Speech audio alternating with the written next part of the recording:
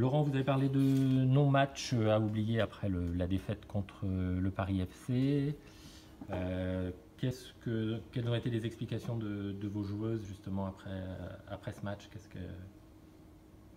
Comment elles expliquaient justement cette contre-performance?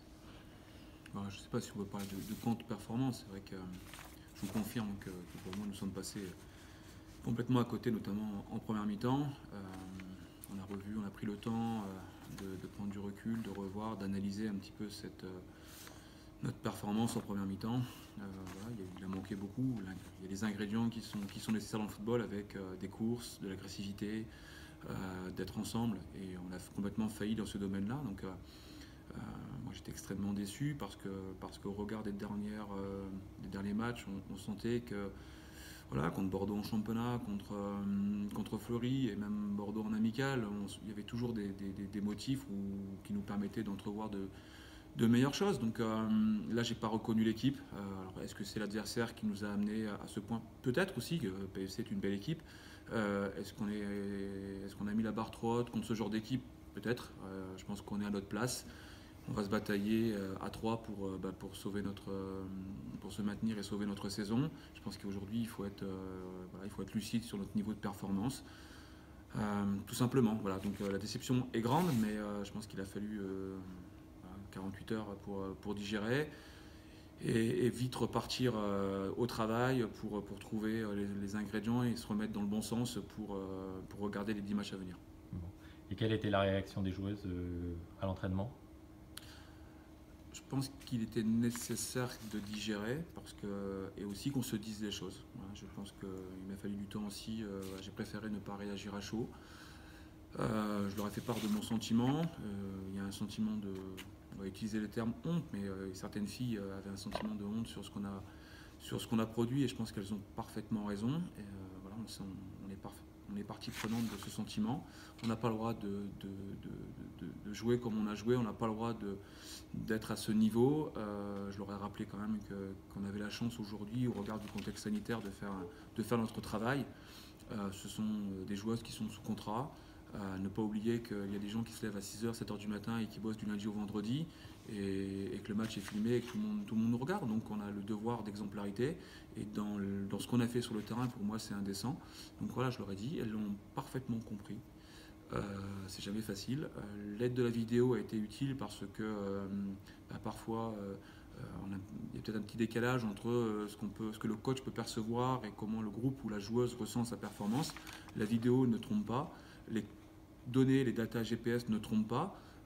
C'est un match où on a moins couru. C'est un match où les courses à haute intensité n'ont pas été à la hauteur. Donc quand vous mettez tous ces ingrédients-là et que vous les présentez aux joueuses, j'ai la chance d'avoir un groupe qui a accepté, qui reconnaît, et je pense qu'elles sont impatientes de regarder l'avenir, et je pense qu'on a le devoir on va enchaîner les matchs avec 3 déplacements. Si on compte la Coupe de France, il faut regarder très vite vers ces matchs-là.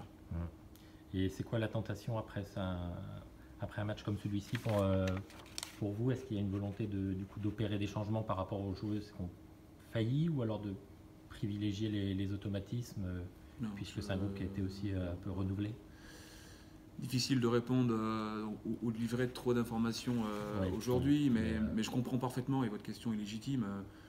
Quand on voit la performance collective et ou individuelle, il est fort probable quand même que des changements soient opérés. Alors déjà, il y en a un qui va être opéré puisque Marine malheureusement ne sera pas avec nous. Elle se remet tout doucement de cette chute, de cette blessure. Donc il y aura au minimum un changement. Mais je compte bien aussi donner la chance peut-être à des joueuses avec d'autres valeurs. Alors peut-être elles seront moins techniques, peut-être, mais au moins avec des valeurs, voilà, de l'agressivité, l'envie, etc. Parce que là, c'est ce qu'on a failli à ce niveau-là. Donc oui, il y aura probablement des changements. Sachant que Dijon, c'est un adversaire quand même différent du Paris FC, qui fait quand même moins figure d'épouvantail, qui semble être un adversaire plus à votre portée, que vous aviez d'ailleurs battu au match aller. Donc voilà, il y a quand même... Alors oui, j'ai revu le match aller. C'est vrai que ça fait partie des 2 matchs que l'équipe a gagné à la maison, celui-ci. Quand on voit la deuxième période, quand on discute avec le groupe, on s'aperçoit qu'en deuxième période, on avait été chahuté. Voilà, on s'en est sorti et c'est très bien d'avoir pris ces points-là. Maintenant, on sait que Dijon est capable de faire 3-2 contre Paris FC. C'est une équipe qui marque. Qui a battu aussi Montpellier. Qui a battu Montpellier. Voilà, c'est une équipe qui est capable de faire de très belles choses. Il ne faut surtout pas penser que ça va être facile, bien au contraire.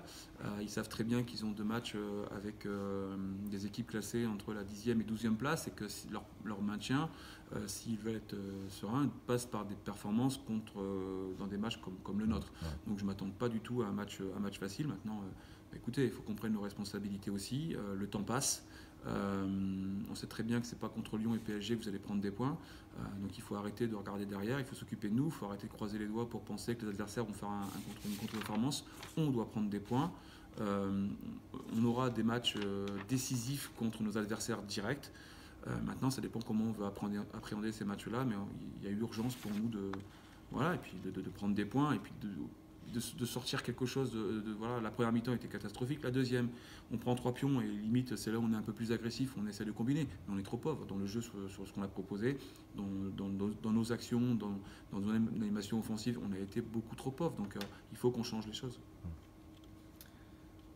Et du coup, ça fait 8 matchs que vous n'avez pas vécu la victoire. Est-ce que ça aussi, ça peut contribuer à peser sur le moral des joueuses? Oui, ça pèse, mais de toute façon la victoire appelle la victoire, les points appellent les points. Donc autant sur les derniers matchs on avait nourri quelques espoirs, autant sur celui-ci c'est pas possible. Donc c'est à nous de travailler pour aller chercher au moins un résultat à Dijon. Maintenant, si on sait que ça va être compliqué, aller dire qu'on va prendre 3 points, ça peut être, mais Dijon a le même objectif que nous, donc ça va être compliqué. Maintenant, dans ce qu'on a fait contre Paris FC, au-delà de la défaite, perdre contre Paris FC, c'est pas anormal au regard des effectifs, des budgets, etc. La manière dont on a parlé est très dérangeante.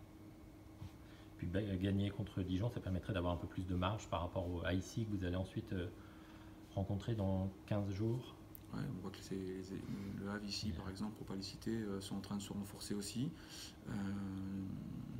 Vous allez jouer ces matchs coup près en se disant on a 2 matchs, c'est très dangereux. C'est très dangereux parce que c'est des matchs avec pression.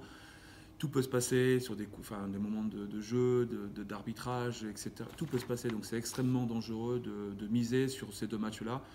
On s'y refuse, en tout cas, voilà, c'est un petit peu le discours qui est véhiculé au sein du club. On s'y refuse et essayons d'aller grappiller des points là où on peut. Ça passe peut-être pour, en tout cas, un sentiment de révolte contre Dijon, ça c'est le minimum. Bon, alors Marine ne sera pas là pour ce week-end, mais est-ce qu'il y a d'autres joueuses qui vont faire leur retour? Écoutez, on attend le feu vert du staff médical qui bosse très bien avec Laura Bourgoin qui pourrait réintégrer le groupe. Il n'est pas impossible que Chelsea Surpris, qui avait débuté contre Fleury au poste de latéral, réintègre le groupe également. Voilà, c'est 2 pistes qui sont envisagées. Nina qui sortait de blessure, qui est rentrée en cours de match. Voilà, pour l'instant, elle fait une semaine très intéressante. Donc, on a besoin d'avoir un effectif plus riche pour essayer d'aller chercher ce résultat. Et Rachel Avant, elle est un peu... Non, Rachel, en fait, elle traîne une blessure depuis plusieurs mois. Depuis quasiment le début de saison, avec une blessure identifiée. Il y avait la douleur, elle faisait avec, mais aujourd'hui, c'est devenu insupportable pour elle. Donc, elle est en soins. Ça suit son cours.